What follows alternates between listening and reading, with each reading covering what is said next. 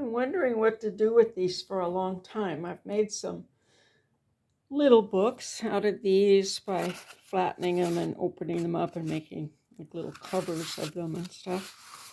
But I found something I've been trying to do for a long time with them, which was to make a small pocket book.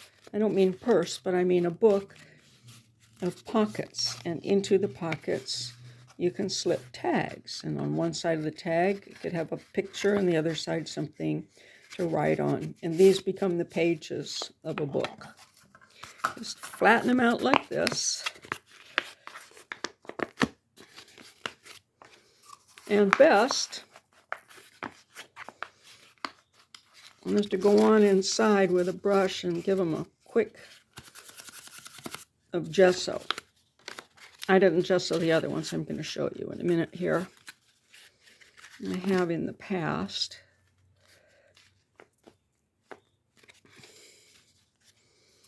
Okay, so we have the makings of a little book here.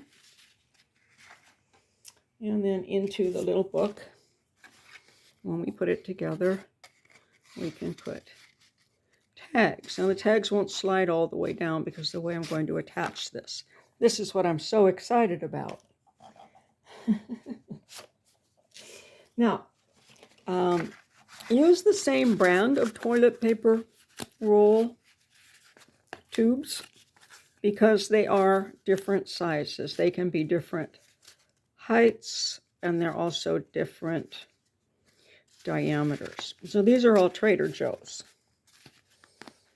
Okay, so what I did was I flattened them out. And I thought, well, how am I going to put these things together?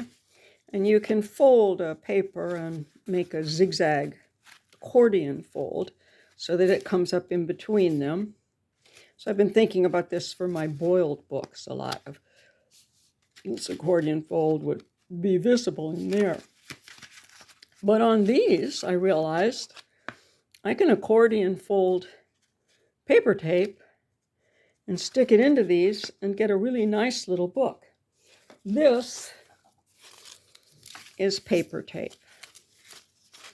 It's the old packing tape for boxes and things, mailing.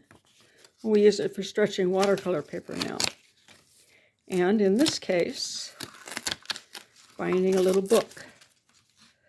So what you do to make the accordion folds for this is you fold it about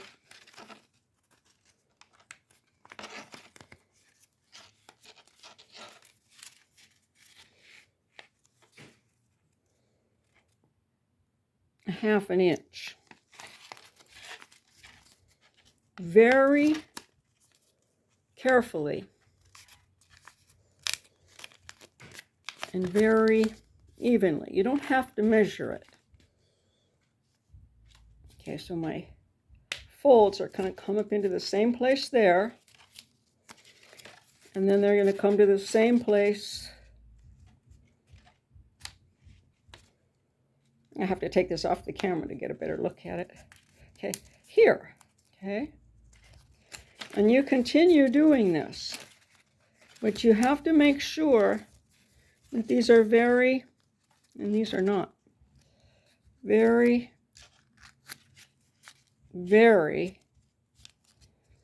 even in the folds, or your book, this is the spine of your book, it's going to be in bad shape. So, all right, the most important thing is to keep these sides perfectly even, and keep these even too, but it's okay, because the way they sit, they're all going to make the bottoms come down to here anyway. All right, next one. Okay, so we're going to, this is starting to go astray already. So we're going to pull it down like that. Make sure that those are perfectly folded.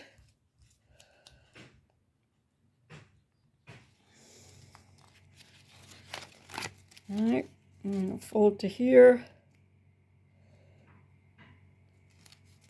And I'm going to keep it even up there. This is the hardest and most important part. Because if you do this unevenly, you don't have a chance of your book being even. So you continue on for the number of envelopes that you have. I mean, toilet paper rolls. And then you're going to stick them onto it.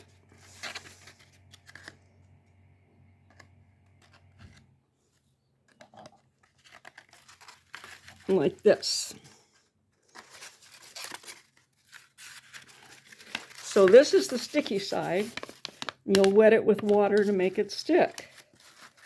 And it will be into all of these. Now these are all going to be even here because they'll be even on the folds. So if the other folds inside aren't exactly even, it doesn't matter. You're not going to see them, and it isn't going to change it. Now, I decided, okay, what am I going to do? Stick a brush down in here and wet it up and do each one. And I realized that the easiest way to do this would be to take the whole folded bunch on all of the folded toilet paper tubes, and then very carefully stick it into a little bit of water real fast. And then put a large bookbinding clip onto it here and let it dry overnight. When it dries overnight, get a load of this. It's a book made out of these. Isn't that pretty? Well, I mean, it's not beautiful yet. I left it so that we could see the construction. Okay, so there they are inside. They're not perfectly glued either, but it's good. Boing. It opens easily, right? No problem. Looks fine in the back. What I will do then is decorate all of the outsides of these. And also the glue comes apart on these a little bit when they go into the water. So that's a little thing I need to take care of. Then when these are all done, you can decorate it. And then, like I said, you can insert tags.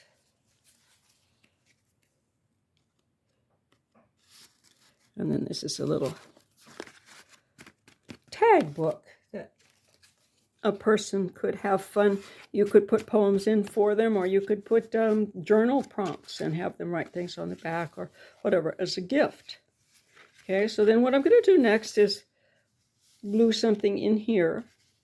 Oh, most important, I have used no acrylic glue on this. I used this paper tape. The next thing I'm going to do, so I'm going to decorate this, and I'm going to use good old-fashioned bookbinder's paste. It lasts longer than Elmer's. Oh my, Elmer's is kind of new. It's rice glue. I successfully made myself a jar of rice glue. And oh, get a load of this. I made Frankenpaper, the new Frankenpaper, with rice glue.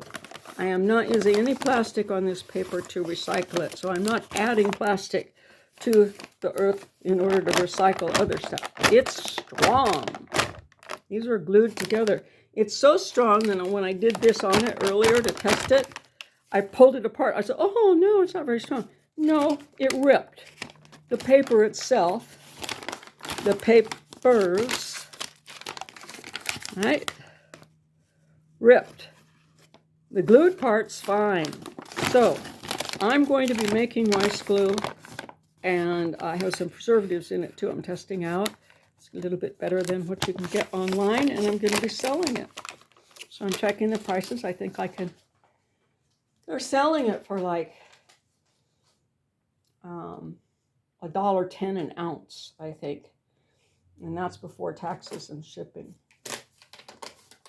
So I'll weigh what I made in my rice glue and see how much it is, and make little like $5 packets of it for people to test out. I'm trying to get people to stop using acrylics. There's no need for it. There's no need for it. This is amazing. And if you doubt rice glue, think about Chinese scrolls.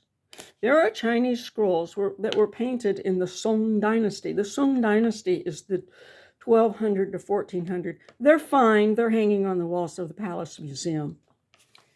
So there you have it. We've gone too far with plastics. So I'm working really hard. I did before, you know, like I say, I use watercolors and egg tempera and gouache and things that you know, I'm not washing off my acrylic brushes and sending it down the sink out to the ocean every day for microplastics. I'm not burying things out in the yard that are never going to dissolve, right? Or throwing them out into the trash where they blow around and who knows what all. Anyway, those are my two things. I'm just so happy about making my glue, and because it's bothered me all along that I'm recycling stuff and I'm covering it with plastic in order to recycle it. Plastic is a new material. Remember, it's a new material, and it's in everything now.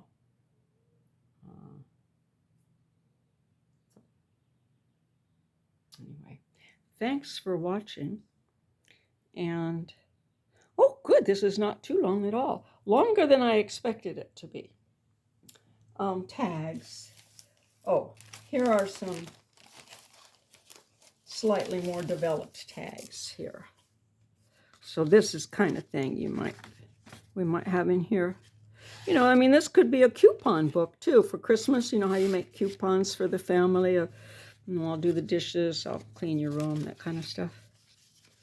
To make the dinner. So, and, you know, it'll look real nice when it's done. Then, you know, I can cover it in things like this too.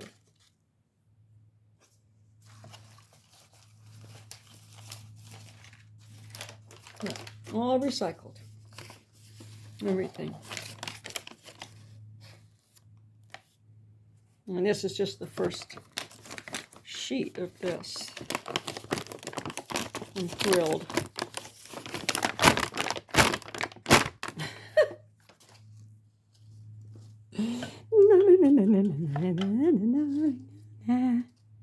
These are going to be in an exhibit later, I guess in May.